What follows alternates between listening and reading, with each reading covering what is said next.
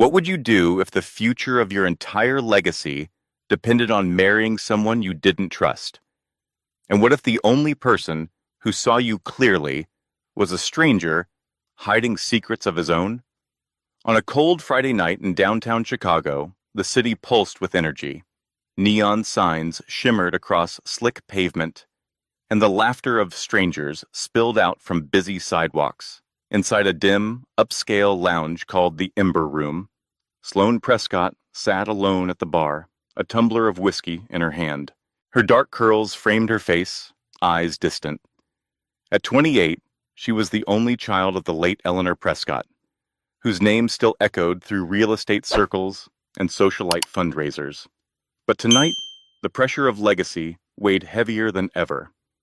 Her grandfather, Walter Prescott, had issued a cruel deadline: marry soon or lose control of the company to cold-blooded relatives eager to gut it for profit. Sloane hated ultimatums. She hated men who used power to trap her even more.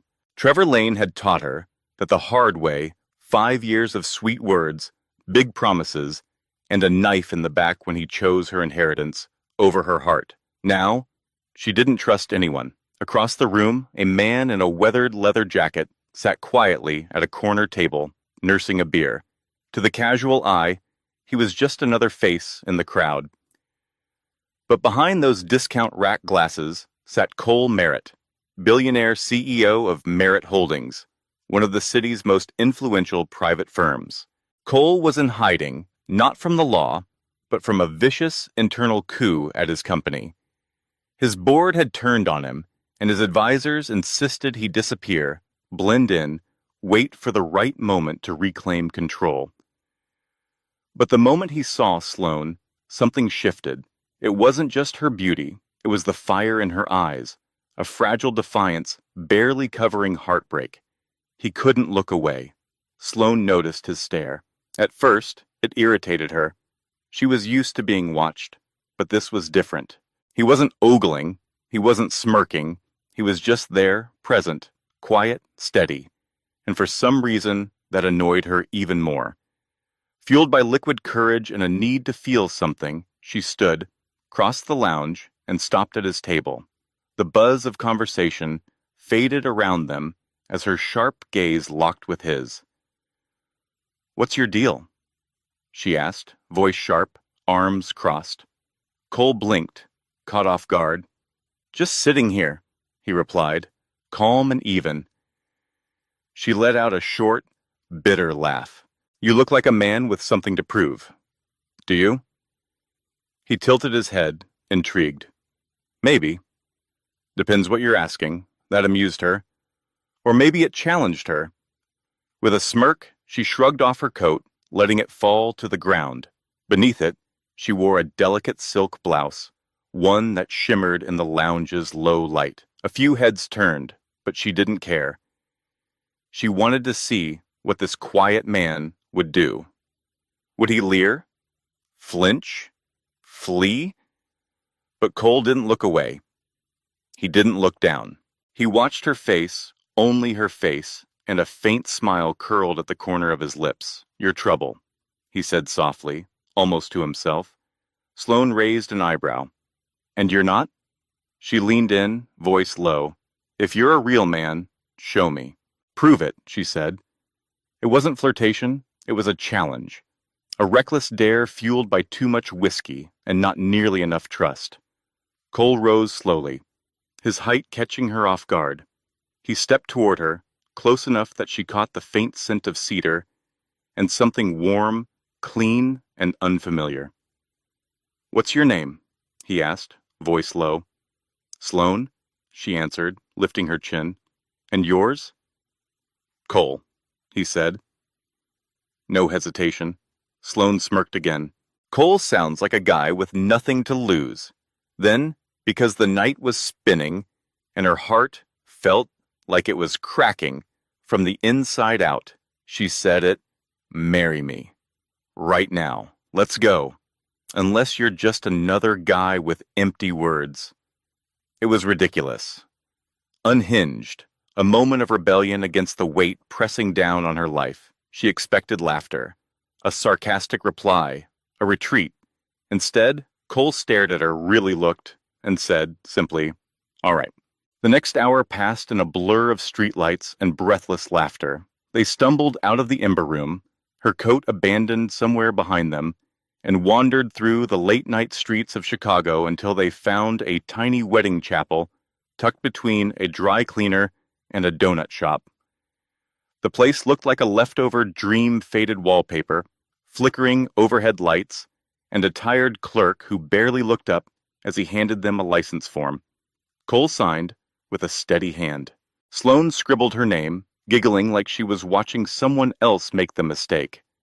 The officiant, a weary older man with deep-set eyes and a practiced monotone, read a short ceremony. "Do you take this woman?" "I do," Cole said, voice like gravel and steel. "Do you take this man?" "Sure," Sloane slurred, grinning. "Why not?" They exchanged plastic rings from a vending machine in the lobby. And just like that, it was done. They were married. Sloane woke up the next morning in a tiny, unfamiliar apartment on Chicago's South Side. Sunlight filtered through cracked blinds. Somewhere nearby, a coffee pot sputtered to life. She sat up on a sagging couch, groaning, as pain throbbed behind her eyes. In the kitchen, Cole stood barefoot, in the same worn jacket from the night before, flipping pancakes like it was a Saturday tradition. "Morning, wife," he said casually, flashing a crooked smile. Sloane blinked at him. Then her eyes dropped to her hand, where a flimsy silver ring gleamed in the morning light. Panic kicked in. She scrambled for her purse, found a folded slip of paper, and read the words, like they were written in another language. Marriage certificate, Sloane, Prescott, and Cole Merritt. Legally wed, her stomach turned. What the hell did we do? Cole turned from the stove, unfazed. "Got married," he said. "Want breakfast?" She stood, waving the certificate like a weapon. "This is insane." "You're insane! Who are you?" He shrugged, sliding a pancake onto a plate. "Just a guy. Lives here. Works odd jobs. Nothing special." The casual tone made her angrier. She stalked closer, eyes narrowed. "You expect me to believe that? A guy with odd jobs in a studio apartment just marries a stranger on a whim?" Cole met her stare without blinking. "You asked. I said yes. I don't back down from a challenge." Sloane opened her mouth to argue, then shut it. He wasn't wrong. She had dared him. And he had followed through without flinching. But now what? She was married to a man she didn't know. A man who was far too calm for the chaos she'd thrown at him. Her phone buzzed. A message from her grandfather. "Come home. We need to discuss the company." Sloane groaned, then glanced at Cole, who was still flipping pancakes like he didn't just blow up her life. "This isn't over," she muttered, grabbing her purse. "We're going to fix this." "Sure," he said, completely unbothered. "But you should eat first. You look like you might pass out." She glared, then her stomach betrayed her with a loud growl. Without a word, she dropped into the nearest chair and picked up the plate he offered. The pancake was warm, fluffy, way better than it had any right to be. And as she ate in silence, watching him hum a quiet tune and sip his coffee, she had the strangest feeling that Cole Merritt wasn't who he claimed to be. And for the first time in years, Sloane Prescott felt something she didn't recognize, something dangerous. Maybe even hope. She stepped out of Cole's apartment a few minutes later, the crumpled certificate shoved in her purse, the city buzzing around her like normal. She'd gotten married. And this time, she didn't have a plan. A stranger. A man living in a run-down walk-up, flipping pancakes like a seasoned chef, and treating a spontaneous marriage like it was just another Thursday night. It didn't make sense. As the cab pulled away from the faded brick building, Sloane Prescott leaned back against the seat, rubbing her temples. Her head still pounded, not just from the whiskey, but from the weight of what she'd done. She had married a man she barely knew, and now she had to face her grandfather. Back at the Prescott family penthouse overlooking Lakeshore Drive, Walter Prescott sat in his usual leather armchair, the Chicago Tribune spread across his lap. At 75, he was still razor sharp, his silver eyes, capable of cutting straight through any excuse. When Sloane stepped into the room, she immediately braced herself. "You're late," Walter said, without looking up. "Rough night," she replied, dropping her bag on the velvet couch. He folded the newspaper with a deliberate slowness and peered at her over the rim of his glasses. "You look like hell. What's going on?" She hesitated. She could lie, say she was working late, got stuck in traffic, whatever, but Walter Prescott had an uncanny ability to smell out a lie before it even left your mouth. "I got married," she blurted out. The old man's eyebrows shot up like they'd been spring-loaded. "Married? To who?" Sloane swallowed hard. "Some guy. Cole Merritt." Walter leaned forward, intrigued. "Merritt? Never heard of him. What does he do?" She shrugged, trying to play it off. "Says he works odd jobs, lives in South Shore." He frowned, then chuckled. "South Shore? You married a nobody?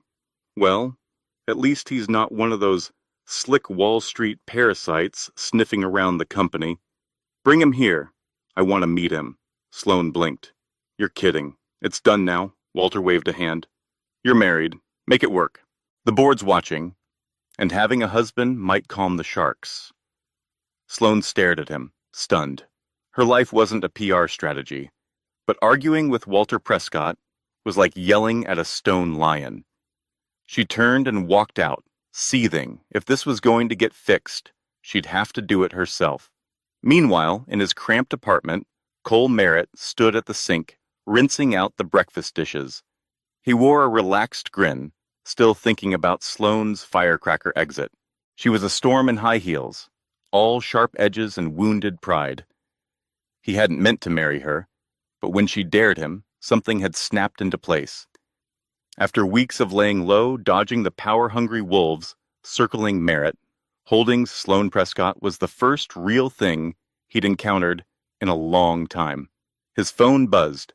Michael Reed, his longtime assistant, was calling. "You're still holed up in South Shore?" Michael asked, voice all business. "Yep," Cole said, drying his hands. "I got married last night." Dead silence. "You what?" Michael finally choked. "To who?" "Sloane Prescott." Another long pause. "Are you out of your damn mind?" Michael said. "Prescott Enterprises? You married their heiress. You just made yourself and her a massive target. If the wrong people find out, let them," Cole said, a smirk in his voice. "She's tougher than she looks." Back at Prescott Enterprises, Sloane spent the day buried in meetings, but her mind kept wandering. Cole Merritt. Who was he really? No one from the South Side with odd jobs just marries a stranger on a whim, and he didn't flinch, not once. That night, unable to let it go, she returned to his apartment. She knocked. He opened the door, wearing an apron streaked with flour. "Hey, wife," he said, grinning. "Hungry?" Her heart did a weird flip. "We need to talk," she said, folding her arms across her chest. He nodded and turned back inside, pulling a tray of cookies from the oven. "Sure. Want one?" The smell was intoxicating, warm vanilla and cinnamon. She tried to resist. Failed. Took one. It was perfect. "Okay. Seriously," she said, annoyed at how good it was. "How do you do this?" "Practice," he said casually. "Learned from my mom. She loved to bake." Sloane scanned the room again. Sparse but neat. A couch, a small TV. But then she saw the books. Not fiction. Not cookbooks. Finance. Corporate strategy. Organizational behavior. She narrowed her eyes. "You don't add up," she said slowly. "You live like this. But you read this? You cook like a chef. You read finance books for fun. And you didn't even blink when I asked you to marry me." Sloane crossed her arms, eyes narrowing. "What's your story?" Cole shrugged, leaning casually against the counter. "No story. Just me." "Yeah," she muttered. "I don't buy it. But whatever, my grandfather wants to meet you tomorrow. Don't embarrass me." He nodded, serious. "Wouldn't dream of it." She turned toward the door, but his voice stopped her. "Sloan?" She looked back. "You're kind of beautiful when you're angry," he said, his voice soft. She rolled her eyes, cheeks warming despite herself. Save it. And then she left. The next day, Cole showed up at the Prescott penthouse in a pressed button-down and clean jeans, still playing the part simple guy, casual charm. But Sloan could see it the way he moved, the way he scanned the room. He didn't miss a detail. Walter Prescott met him in the study, gruff, measured, razor-sharp, in both mind and words. "So, you're the husband?" he asked, arms folded. "Yes, sir," Cole replied. "Calm, grounded. That's me." "What do you do?" Cole gave a small shrug. "Bit of this, bit of that. Fix things. Keep things moving." Walter grunted. "Honest work. That's good. My granddaughter needs someone steady. Don't screw it up." Cole smiled, unshaken. "Wouldn't dream of it." From across the room, Sloan watched the exchange torn between irritation and an involuntary flicker of admiration. He was good at this, whatever this was. That night, she stayed late at Prescott Enterprises. The rain hadn't stopped since afternoon. The city outside her window looked blurred and bruised. Then, suddenly he was there. Cole, soaked to the bone, umbrella in one hand and a paper bag in the other. "I figured you didn't eat," he said, setting the bag on her desk. "Brought Ty." She stared at him, caught completely off guard. "Why are you here? You skipped lunch. Can't have my wife passing out at her desk." Sloan wanted to tell him to go, that she didn't need anyone, but no one had ever just shown up for her like that. Not like this. She took the food. They ate in silence, rain tapping gently against the windows, and for a moment, just one quiet moment, she let herself feel safe. The peace didn't last. The next morning, a small blue box from Tiffany's arrived at her office. Inside was a necklace, silver, delicate, exquisite. A note tucked beneath it read, "For my wife." Sloan's heart slammed against her ribs. This wasn't a joke shop trinket. This was real. Price tag, real. She stormed back to South Shore, adrenaline hot in her veins. Cole opened the door mid-bite of a sandwich. "You like it?" he asked with a grin. "How did you pay for this?" she demanded, holding up the velvet box like it might explode. He shrugged. "Saved up. Took a while." "You're lying," she said sharply. "No one buys a Tiffany necklace on an odd job's salary." Cole's expression didn't shift. He stepped closer, voice calm. "Maybe I'm just good at saving." She glared at him, but her pulse betrayed her, jumping at his nearness, his quiet confidence. Then her phone rang. Claire, her assistant.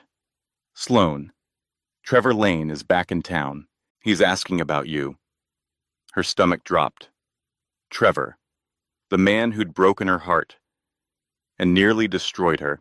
She ended the call and looked at Cole. "Trouble?" he asked, his voice gentle. "Nothing you need to worry about," she said quickly, but her voice trembled. He didn't press. "I'm here. If you need me." She walked away, rattled. Trevor's return meant danger, and Cole was still a mystery. Too many secrets. Too much unknown. A few days later, she dropped by Cole's apartment unannounced and found him fixing a leaky faucet in the kitchen, sleeves rolled, forearms strong, steady hands. "Want to help?" he asked, grinning. She didn't, but she sat anyway, watching. He hummed while working clumsy at first, but then tightened the valve with perfect precision. "You're full of surprises," she said. "Good ones, I hope," he replied, drying his hands. She didn't answer, but something in her shifted. Then came the shock. He tossed his jacket onto the couch. A small paper receipt fluttered out from the pocket. She picked it up. It was for the necklace. Paid in cash, no name, no card, just the exact amount. Sloane stared at the receipt in her hand, her breath catching. A Tiffany necklace, paid in full, in cash. She confronted Cole that night, the slip of paper clutched tightly in her fist like a piece of evidence in a trial. "Explain this," she said, stepping into his apartment. He took one look at the receipt, then at her. "I told you. I saved up." "Stop lying," she snapped. "You live in a cramped apartment in South Shore and claim to scrape by doing odd jobs. No one around here has this kind of money." Cole stepped closer, his usual smile fading into something serious. "Maybe I'm not what you think," he said quietly, "but I'm still your husband." Sloane's pulse stuttered. She wanted to pull away, to dismiss him, but his words hung in the air, tethering her to something she didn't want to name. She left without another word, the mystery of Cole Merritt burning in her chest. The next morning, Sloane sat in her office at Prescott Enterprises, the Tiffany necklace resting on her desk, like a question mark carved in silver. She couldn't make sense of him.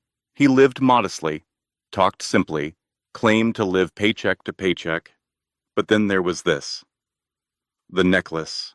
The way he looked at her, not like a man playing a part, but like someone who actually saw her.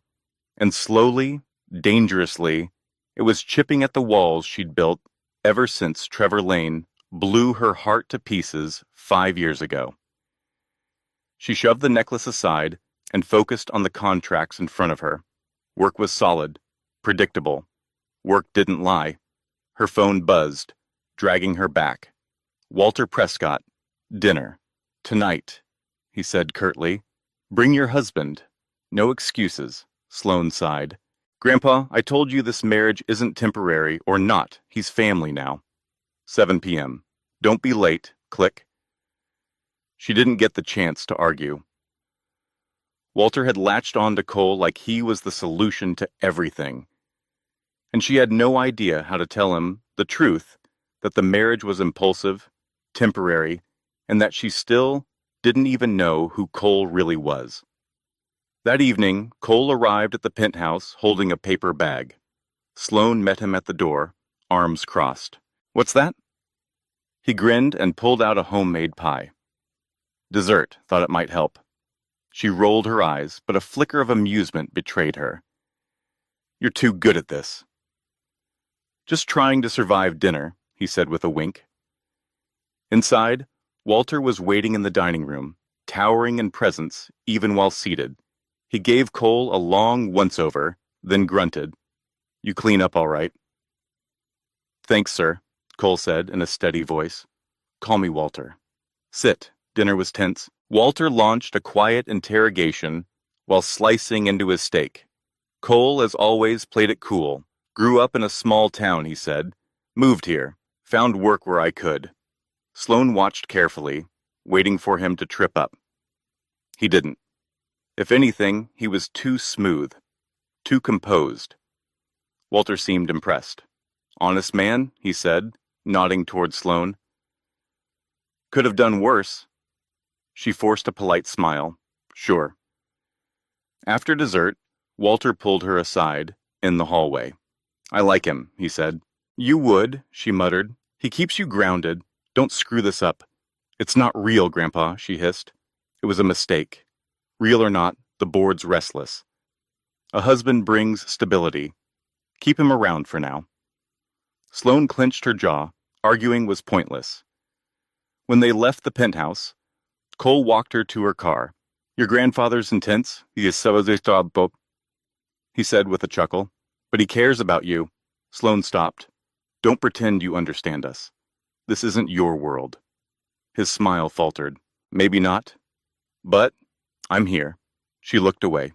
His sincerity was unsettling, too real, too easy to like. And that scared her. She climbed into her car, leaving him behind in the golden haze of the streetlight. The next morning, something felt off. Sloane stood in the office bathroom, gripping the edges of the sink. Her reflection looked pale, shaken. Then a wave of nausea hit her so suddenly she barely made it to the stall in time. She wiped her mouth, heart racing. No, no way. But the idea was already taking root, and it terrified her. Her reflection stared back, pale and uncertain. It can't be, Sloane thought, gripping the edge of the sink. It's not possible. But the truth hit her like a train. She hadn't been with anyone since Trevor. And even that had been months before the night she married Cole. Still, panic swelled in her chest as she slipped out the back of Prescott Enterprises, ducked into a corner pharmacy, and returned to her office with a paper bag she hoped no one noticed. She locked the door. Minutes later, she sat frozen at her desk, staring down at two pink lines. Pregnant. Her world spun. Logically, it had to be Trevor's. The timing didn't line up with Cole. Not yet. Her fingers trembled. Her stomach churned. But she told no one, not Walter, not Cole. This was her burden, and she would carry it alone. That night, she attended a charity gala in the Gold Coast, a glittering event full of polished smiles and hidden agendas. Cole had insisted on coming, showing up in a borrowed black suit that somehow looked tailor-made. Sloane avoided him most of the evening, flitting from one small-talk conversation to another, trying to pretend everything was under control. Then she heard the voice she'd hoped never to hear again. Sloane Prescott. She froze. Trevor Lane. Slick, handsome, and as cold as ever. "Miss me?" he asked, stepping into her path with that infuriating smirk. She stiffened. "Get lost, Trevor," he laughed. "Heard you got married. Some guy from South Shore? Slumming it a bit, aren't we?" Before she could answer, Cole appeared beside her. "Is there a problem?" he asked, voice low and even. Trevor smirked. "Who's this? Your new watchdog?" Cole didn't blink. "Husband?" The word landed heavy in the space between them. Trevor leaned in, voice venomous. "She'll toss you aside. She always does." Sloane clenched her fists, but before she could lash out, Cole stepped forward. "Walk away," he said, calm but sharp as steel. Trevor held his gaze for one heartbeat too long, then scoffed and walked off. Sloane turned on Cole, furious. "I don't need you fighting my battles," he shrugged. Didn't fight, just stood there. She glared at him, but the anger didn't stick. He hadn't caused a scene. He hadn't postured. He'd just been there. And it rattled her more than she wanted to admit. But the night wasn't done testing her.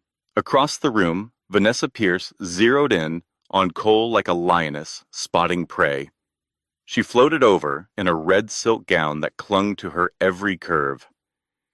"You must be Sloane's mystery man," she purred, fingers brushing Cole's arm. "I'm Vanessa. We should talk." Sloane watched from a few feet away, heart twisting in a way she refused to name. Cole smiled politely. "Nice to meet you. I'm with my wife." Vanessa laughed, undeterred. "Wives come and go. Call me if you ever get bored." She slipped a card into his hand and sauntered off, hips swaying like a challenge. Sloane marched over, snatched the card from his fingers, and tore it in half. "Don't even think about it." He raised an eyebrow. Wasn't going to, but she stormed off, hating how much it had bothered her. By the next morning, the whispers had already started. Trevor had planted a story Sloane Prescott back with her ex, cheating on her husband. Colleagues glanced at her sideways. Her assistant, Claire, pulled her aside.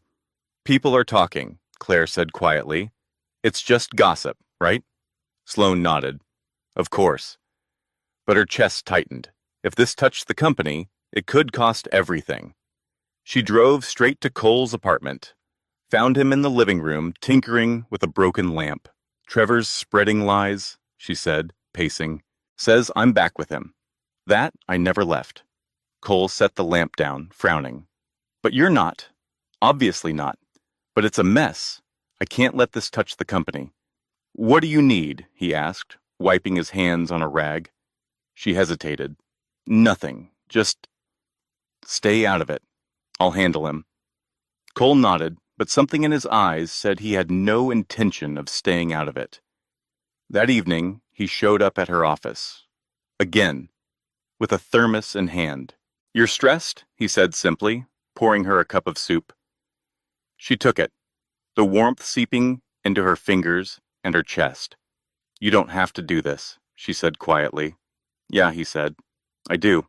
He met her gaze, steady and unshaken. You're my wife, wife. The word hung in the air between them, suddenly heavy, suddenly real. Sloane sipped the soup slowly, her defenses cracking just slightly under the weight of exhaustion and unspoken truths. Days later, the truth she'd tried to outrun caught up with her. The test had only hinted at it. The clinic confirmed it. 6 weeks. Too early for Cole, too late to deny.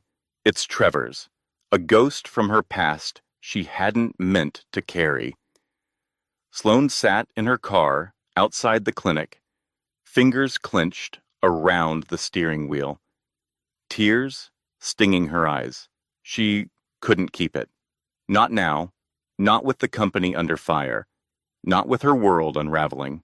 But the thought of ending it hurt more than she expected. She needed someone to ground her. So she drove. Cole opened his door to find her on the verge of braking. You okay? He asked gently, the concern clear in his eyes. She shook her head and stepped inside. No. But don't ask. He didn't. Instead, he handed her a blanket, led her to the couch, and sat beside her in silence. No pressure, no questions, just presence. And in that moment, she didn't deserve it, but she needed it. The breaking point came at a board meeting. Walter Prescott's expression was carved from stone. The rumors are out of control, he growled. Fix it, Sloane, or I will. She nodded, barely holding herself together. That night, she found Cole on his rooftop, watching the city lights flicker, and for the first time, she let some of the walls fall. Trevor's ruining me, she admitted, voice raw. And I don't trust you either. His face shifted hurt, not angry. I'm not your enemy, he said softly. But you don't trust anyone, do you? She stood, hands trembling. I can't. Not after Trevor. Not after everything. She left, slamming the door like it might stop the chaos spinning inside her. She couldn't stay not with a child tying her to the past, and a husband who wore masks she couldn't read. But even as she walked away, his voice echoed in her mind. I'm not your enemy. Was she running from him or from herself? That weekend, Sloane Prescott stood alone in the grand ballroom of the Donovan Foundation Gala, an event that drew Chicago's elite like moths to a chandelier. Her black gown shimmered under the soft lights. Her presence was calculated. She hadn't invited Cole. The fight still stung, and she couldn't handle his gaze tonight. Not with a baby inside her, not with Trevor circling like a vulture. She clutched her glass of sparkling water, pretending it was wine, scanning the crowd with a practiced smile. This night was about damage control for Prescott Enterprises, for her public image. Not for feelings. The lights dimmed. A hush spread across the room. A man stepped onto the stage. Sloane's heart stilled. Cole, but not the Cole she knew in hoodies and worn jeans. This Cole wore a charcoal suit that fit like second skin. His shoulders squared, his expression sharp, assured. The whispers started immediately. Who is that? He looks familiar. Oh my God, that's... Good evening, Cole said, his voice carrying through the hushed room. I'm Cole Merritt, CEO of Merritt Holdings. Thank you for being here tonight. Sloane's glass slipped from her fingers, cold water splashing across her dress. CEO? Her husband. The man she thought was living paycheck to paycheck. Hiding this? All along. On stage, Cole's gaze swept the crowd and landed on her. There's been speculation about me, he continued, about who I am and what I want. A pause. Let me be clear. This company is my life, but so is my wife, the ballroom gasped. Sloane couldn't breathe. Sloane Prescott is my wife, and I will protect her with everything I have. The room buzzed like a live wire. She felt her knees weaken. And then, Trevor. He stepped forward from the crowd, that same smirk etched across his face. Nice story, he called. Too bad she's still mine. The words sliced through her like a blade. Cole's jaw locked. Step aside, Lane, he said, voice flat and cold. Trevor chuckled and melted into the crowd like smoke. Sloane didn't wait. She stormed backstage, heart pounding, dress damp from the glass, emotions unraveling. She found Cole behind the curtain, loosening his tie like nothing had happened. What the hell was that? She demanded. He turned to her, calm as ever, mask perfectly in place. The truth? Sloane laughed, the sound sharp and bitter. You've been lying to me since the day we met, CEO. You let me believe you were just some guy fixing lamps and flipping pancakes. Cole stepped forward, voice low, controlled. I didn't want you to see me as a title. I wanted you to see me. She shook her head, tears burning behind her eyes. I don't even know who you are. And now, you've made me a target. He reached for her. She stepped back. I'm fixing it, he said. Just trust me. Her eyes flared. I can't. Outside the ballroom, the night grew colder. Trevor Lane was waiting. He appeared from the shadows like a bad dream, lips curled into that same venomous smile. You're in deep now, he said, circling her like a vulture. But I can help. Sloane didn't move. Her fists clenched. Get me Merritt Holdings' bid for the Riverline project, he continued. One file, that's all. And I'll kill every rumor floating around this city. She stared at him, horrified. You're insane. He leaned in, his breath sour against her cheek. Do it, or I tell the world you're carrying my child. Her stomach turned. Her hand flew to her abdomen. How did he know? You're bluffing, she said, voice barely steady. Trevor's smile widened. Try me. And then he was gone, vanishing into the crowd. Sloane stood frozen. The bid would devastate Cole. It would hand Trevor the very leverage he was drooling for. But the baby, the rumors, her company, everything was unraveling. Back inside, Cole found her near the back hallway. His jacket was gone, sleeves rolled up, concern etched across his face. You're pale, he said. What happened? Nothing, she whispered. He didn't believe her, but didn't press. Stay close, he murmured. Something's not right. Later that night, as the event began to wind down, Sloane slipped away for air. The parking garage was empty. Echoes bounced off concrete walls. Then came the footsteps. She turned and 3 men emerged from the shadows. Hardened faces, cold eyes. Prescott, one of them growled. Mr. Lane sends his regards. Her pulse spiked. She stepped back, fumbling for her phone. Stay back, she warned, dialing. Cole! He picked up. Help, she whispered. Garage. Now. The men lunged. Sloane swung her purse, hitting one square in the chest. Another grabbed her arm and twisted it. Pain exploded up her shoulder as she screamed. Then Cole was there. A blur of fists and fury. He tackled the biggest thug, slamming him against a car. Get your hands off her! Another man swung. Cole ducked, landed a punch that snapped the attacker's head sideways.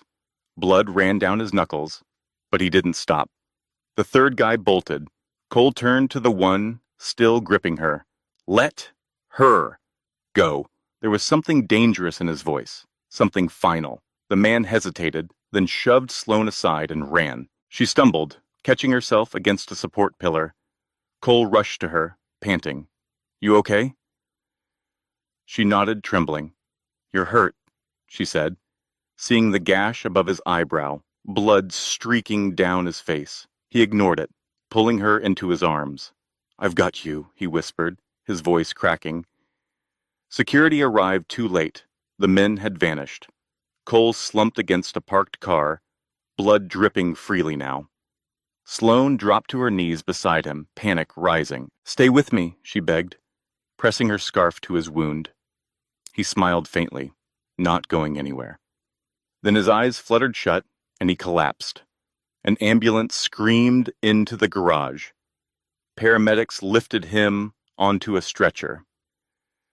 Sloane climbed in beside him, her gown stained with his blood, hands shaking. At the hospital, she paced the waiting room, every minute stretching into agony. He'd taken the hit for her. Again. The guilt was a tidal wave. Hours later, a doctor finally emerged. "Moderate concussion," he said. "He took a serious blow, but he should wake up soon." Sloane nodded, breath catching in her throat. She entered the room quietly and sat beside his bed. He looked so still, so calm. Too calm, his face bruised, his temple bandaged. She reached for his hand. "I thought you were a liar," she whispered, voice cracking. "But you're the only one who's been here." Tears fell freely, and for once, Sloane didn't stop them. She'd run from trust, from connection, but Cole had chased her down. He had bled for her. Her free hand drifted to her stomach. The baby, she had been so sure it was Trevor's. A painful tie to a past she wanted to forget. But now, the timeline didn't fit. The clinic had said 6 weeks, but that night the bar, the chapel, the blurred hours afterward, could it be Cole's? A soft knock interrupted her thoughts. A nurse entered, holding a clipboard. "We ran some tests," she said. "You're about 8 weeks along, Miss Prescott." Sloane's breath caught. 8 weeks, not 6. Her gaze flew to Cole, still unconscious, not Trevor's, his. Relief crashed into her, sweeping her breath away. Then came fear, guilt, and something deeper, something close to joy. She turned to Cole, her voice a shaky whisper. "You idiot," she murmured, gripping his hand. "Why didn't you tell me who you were?" All this time, she had been blind, so consumed by her own pain, she'd missed the truth right in front of her. He had hidden his power, but never his heart, the pancakes, the soup, the quiet way he protected her even when she didn't ask. He'd been loving her the whole time. Cole stirred with a groan, his eyes blinking open. "Sloane," he rasped, managing a faint smile. She leaned in, tears slipping free. "You scared the hell out of me," she said, brushing hair from his forehead. "Don't you dare do that again." He chuckled, then winced. No promises. "You're a billionaire?" she whispered, still stunned. "A CEO, and you let me yell at you in a rundown apartment in South Shore." He shrugged, weak but warm. "Worth it," she laughed through the tears, a soft, broken, healing sound. "I'm keeping you," she said, "but no more secrets." His fingers tightened around hers. "Deal." The door flew open. Trevor Lane strolled in, smug and uninvited. "How touching," he sneered, clapping slowly. "But it's too late. I got the Riverline bid. You're done, Merritt." Sloane stood, fury blazing in her chest. "Get out," Trevor smirked. "Enjoy your little hospital victory. It won't last." He turned, disappearing like the ghost he was. Sloane looked back at Cole. His hand found hers again. "Let him have it," he said softly. "I've already got what matters." She sat beside him, her voice a whisper against his shoulder. "We're a mess," he smiled. "Yeah, but we're our mess." Outside, the city pulsed on, unaware of the war they'd just survived. But in that quiet hospital room, everything had shifted. He wasn't just some reckless stranger anymore. He was hers, and she wasn't letting go. Later that morning, sunlight filtered through the blinds, casting soft stripes across the bed. The beeping of machines hummed gently in the background. Sloane hadn't left his side since he woke.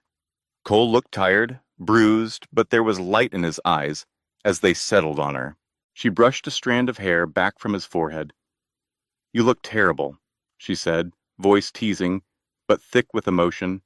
"Thanks," he said with a wince. "You look beautiful." She smiled, really smiled, the kind she hadn't felt in years. "I'm sorry," he said quietly, the words sincere, "for hiding who I was. I thought it would protect you.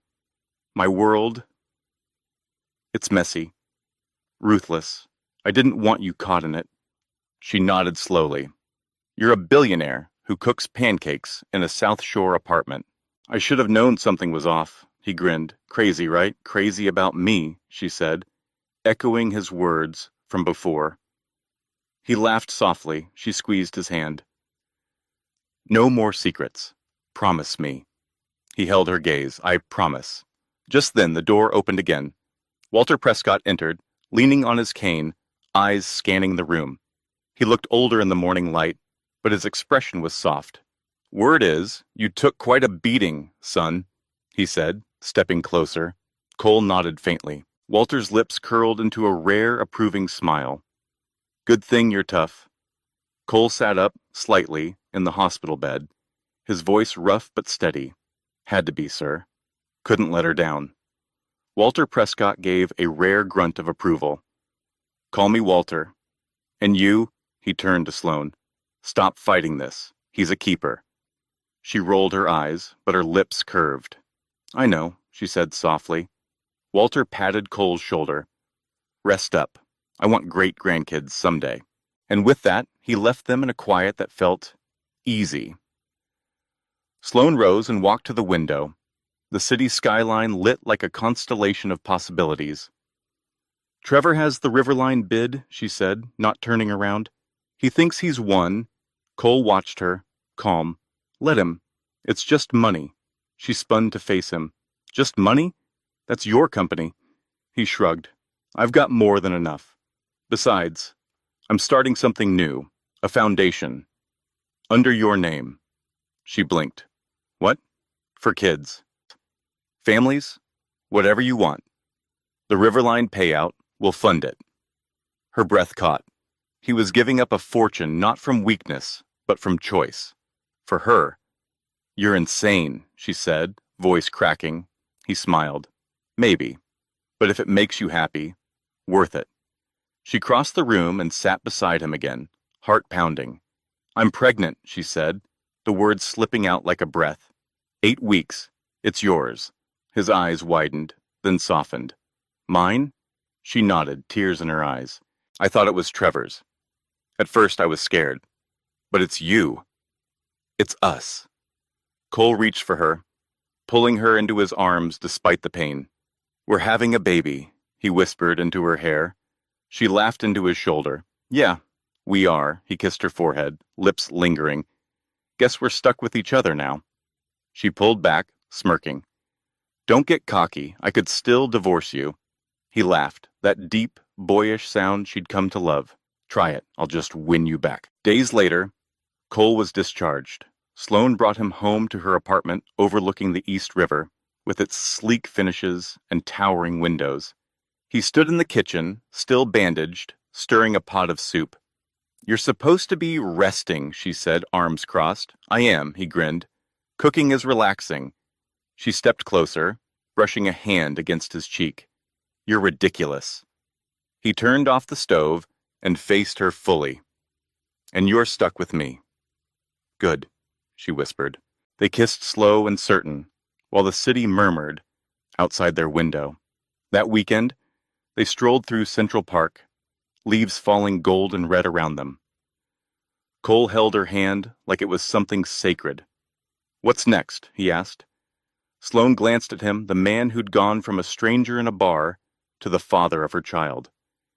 "We figure it out," she said. "You, me, the baby." "No more running," he nodded. "No more hiding. They paused near the lake, the sun slipping beneath the skyline.